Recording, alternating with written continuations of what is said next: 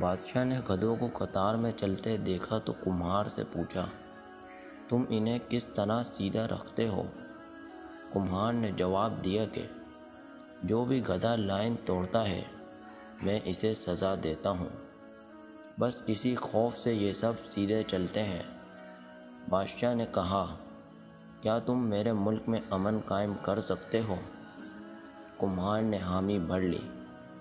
شہر آئے تو بادشاہ نے اسے منصب دیا۔ کمہار کے سامنے ایک چوری کا مقدمہ لایا گیا۔ کمہار نے فیصلہ سنایا کہ چور کے ہاتھ کاٹ دو۔ جلاد نے وزیر کی طرف دیکھا اور کمہار کے کان میں بولا کہ جناب، یہ وزیر صاحب کا خاص آدمی ہے۔ کمہار نے دوبارہ کہا کہ چور کے ہاتھ کاٹ دو۔ اس کے بعد خود وزیر نے کمہار کے کان میں سرگوشی کی کہ جناب تھوڑا خیال کریں، یہ اپنا آدمی ہے۔ کمہار بولا، چور کے ہاتھ اور وزیر کی زبان کاٹ دو۔ کمہار کے صرف اس ایک فیصلے کے بعد پورے ملک میں امن قائم ہو گیا۔